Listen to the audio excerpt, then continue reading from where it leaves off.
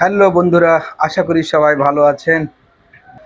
আজকে ভিডিওতে আলোচনা করব হেয়ার ট্রান্সপ্লান্ট কাদের করার প্রয়োজন আর কাদের করার প্রয়োজন নেই। করানোর আগে মাথায় রাখতে হবে কোন কোন বিষয়গুলো নিয়ে। তাই ভিডিওটি শেষ পর্যন্ত দেখুন। তাই প্রথমে আপনাকে জানতে হবে হেয়ার ট্রান্সপ্লান্ট কী, এটা কীভাবে করে, এই বিষয়ের উপর পূর্ণ জ্ঞান থাকতে হবে। হেয়ার ট্রান্সপ্লান্ট হচ্ছে আপনার পিছনের অংশ থেকে, যেটা ডোনার এরিয়া বলে, অংশ থেকে চুল নিয়ে সামনের অংশে এনে লাগিয়ে দেওয়া, এই হেয়ার ট্রান্সপ্লান্ট বলে। তবে আপনাকে অবশ্যই একজন অভিজ্ঞ ডাক্তারের পরামর্শ নিতে হবে এবং ভালো ক্লিনিকে এটা করতে হবে। আপনার হেলথ চেক আপ, আপনার ডায়াবেটিস আছে কি না, আপনার শরীরে অন্যান্য কোনো অসুখ বিসুখ আছে কি না, এগুলো চেক করে আগে দেখতে হবে। হেয়ার ট্রান্সপ্লান্টের খরচ সম্পর্কে আপনাকে পূর্ণ ধারণা অর্জন করতে হবে। হেয়ার ট্রান্সপ্লান্ট করতে আপনার কত টাকা খরচ হবে, তারপরে প্রত্যেক মাসে কত টাকা খরচ হবে এটাও জানতে হবে।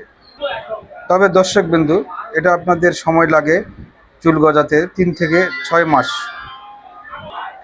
হ্যাঁ বন্ধুরা, অনেকে বলে এই চুলটা স্থায়ী হবে কিনা।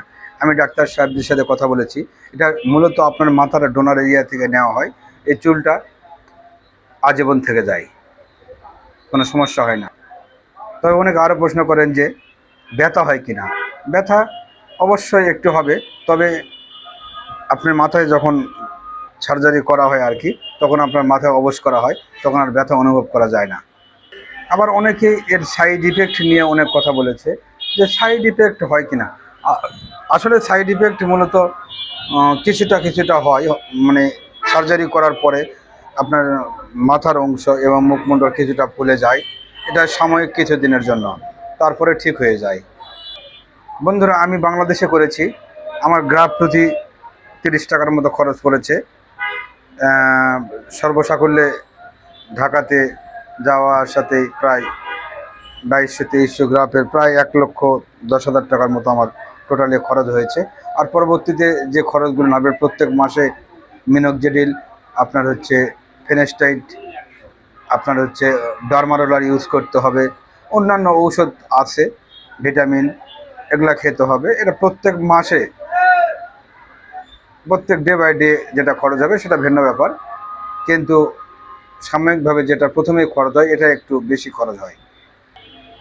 হ্যালো বন্ধুরা, যদি আমার ভিডিওটা ভালো লাগে সাবস্ক্রাইব করবেন, কমেন্ট করবেন এবং শেয়ার করে আমাকে আরও উৎসাহিত করবেন।